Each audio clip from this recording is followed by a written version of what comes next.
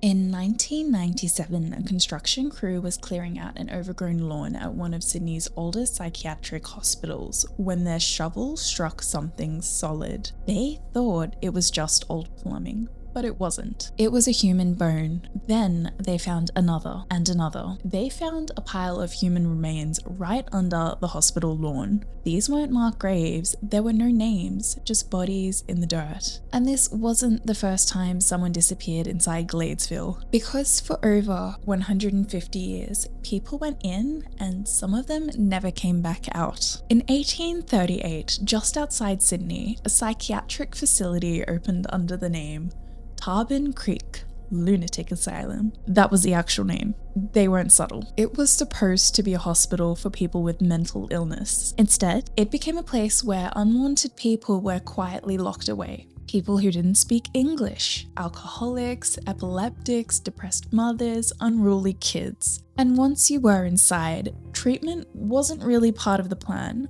Patients were strapped to beds, locked in stone cells, left alone for days. If they cried or screamed, they were sedated or punished. Women were committed for hysteria, men for religious obsession, children for misbehaving at school. And once the door shut behind you, it usually stayed shut. Nobody asked too many questions, and nobody came looking. By the early 1900s, Gladesville had become a closed system. It had its own staff housing, gardens, kitchens, even its own cemetery. If someone disappeared inside, there wasn't much of a paper trail. Families would come back to check on their loved ones and be told they'd been transferred. But when they followed up, they found nothing. No one at the new hospital had ever heard of them. One woman spent years trying to find her father. She checked every hospital they listed. Eventually, a nurse quietly told her he had never left this place. She never found a grave,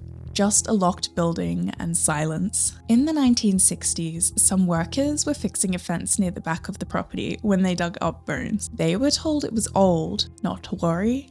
But in 1997, the truth finally came out. A government report confirmed that over 1,200 unmarked graves were spread across the Gladesville grounds. Most were shallow, some were stacked. Nobody knew who they belonged to. They were buried quietly and then just left there. In the 1950s, Gladesville shifted to what officials called chemical restraint. Instead of tying patients down, they started using heavy sedation.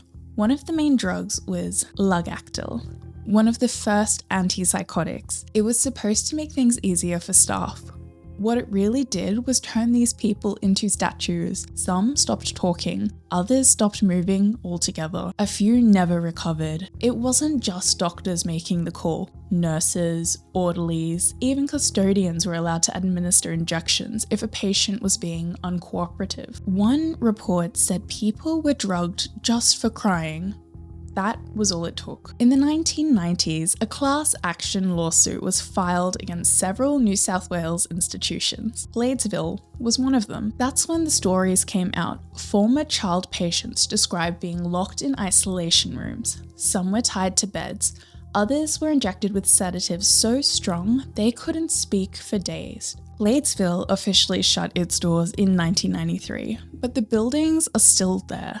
Windows bricked over, doors chained shut, sandstone walls covered in moss and scratches. And according to some people, they're not empty. Security guards have reported flickering lights in rooms with no electricity. Ghost hunters say they've captured voices and cries inside the old isolation block. But even if you don't believe in ghosts, the truth is still horrifying. To this day, nobody knows how many people died inside Gladesville. The hospital didn't track everyone. Some families were never even told their relative had died. Others were buried on site without any record at all. There are people under the hospital who were never counted and never claimed. So what do you think happened at Gladesville? Was it just mismanagement?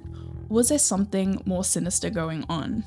Let me know in the comments. And if you made it this far and haven't subscribed yet, this is your sign. Thanks for watching, and until next time, watch where you step.